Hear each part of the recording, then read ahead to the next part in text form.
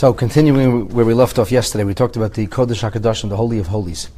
What divided the Holy of Holies from the outside area, which is known as the Kodesh, literally translating as the sanctum or holy place? So this is actually an interesting discussion, because there was a big difference between the first Beit Hamikdash and the second Beit Hamikdash, for more than one reason. B'bayis Harishan, in the second halacha of the fourth chapter, the Rambam continues to describe the schematic of the temple compound. He says in the first Beit Hamikdash there was a kotel, there was actually a wall that divided between the Kodesh and between the Kodesh HaKadoshim. The density was an amma. It was an amma thick. B'kevan shobanu habayis hasheni, now they were building the second Beit Hamikdash. The original foundations, they had more or less, not every foundation, but they had an idea of where things were supposed to go. Nistapik lahem, they had a question about this wall. Which space does it occupy? Is it Ovi HaKoisel, is the depth of this wall, Mimidas HaKodesh, is it from the 20 amot of the Kodesh, or is from the 40 amot of the Kodesh, or from the Mimidah Kodesh HaKadoshim, is it from the 40 amot of the Kodesh HaKadoshim? We had 60 amot long. 60 amot was divided. 1/3 was Kodesh HaKadoshim, inner sanctum, Holy of Holies. 2/3 is the outer arena, the Kodesh. We're not sure where to put this wall now. Does this wall take up space in the outer area, or does it take up space in the inner sanctum? We did not know. So what do you do? Lefichach, therefore, asu Kodesh HaKadoshim av ye'eser timimot. They made a Kodesh HaKadoshim, and the hollow space inside the Kodesh HaKadoshim was a full 20 amot. Asu HaKodesh, they made the Kodesh, and the Kodesh was, the inside space, the empty space was, arboim amma timimot. How are we going to put a division? V'hinichu amma yasera. They left an extra amma. So instead of being 60 amot long, the room was actually 61 amot long. Just one amma? One extra amma, 18 inches. And that 18 inches was between the Kodesh and the Kodesh HaKadoshim. So problem one, we have to have a wall, we have to have a division. It's an amma wide, we don't know where to put it. Now this raises a whole slew of questions, because you're not allowed to change or deviate from the schematic of the Beis HaMikdash. It's all miyad olai, his skill, it's all from Hashem. How did he do this?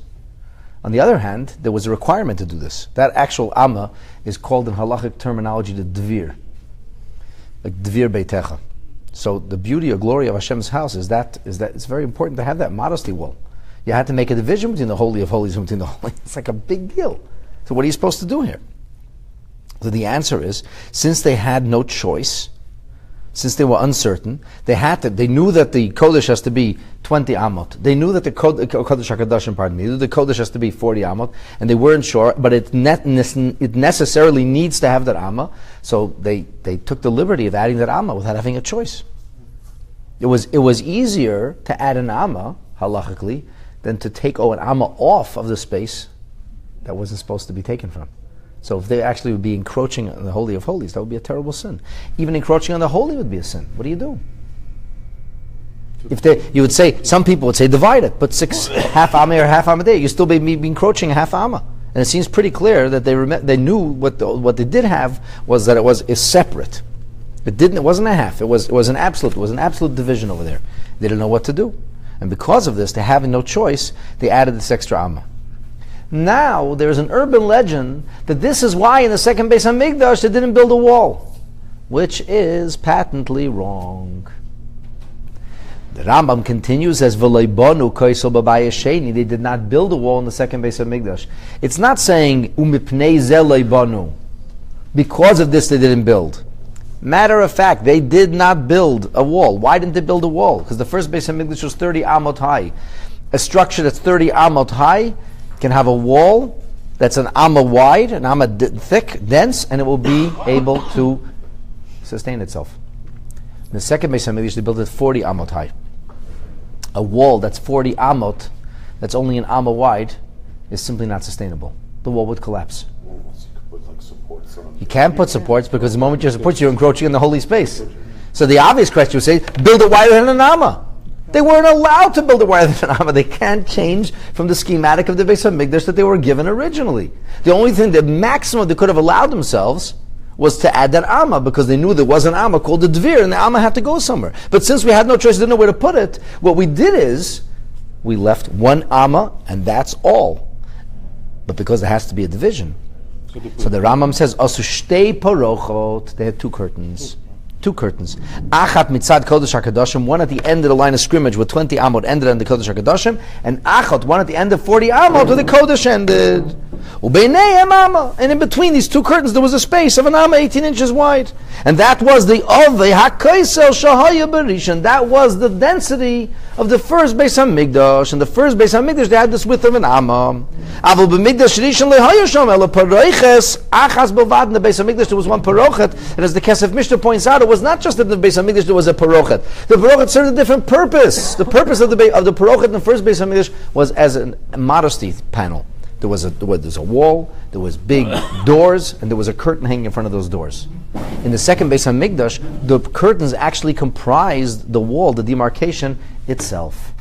And so when the Kodesh HaKadoshim would be entered, in the time of the first Beis HaMikdash, the curtain would be cast aside, the doors would be open, and the Kodesh HaKadoshim would be entered by Kohen Gadol. In the second Beis HaMikdash, they would open the curtain on one side, on the right side. The Kohen Gadol would go into behind the curtain, and he would walk down a long aisle that was 18 inches wide, an amma wide, holding fire, with curtains on either side.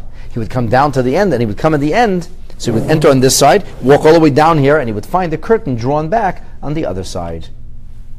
And that's how the Kohen Gadol would enter the Kodesh HaKadoshim. So we had a totally different situation. But Mikdash Rishon, the Pareiches was only there as an act of demarcation, as an act of respect and honor, was not actually serving a function. In the second Beis HaMikdash, both of the curtains actually served a function. Besides being beautiful and besides showing modesty and so on and so on and so forth, they also served the purpose of being the wall that was missing.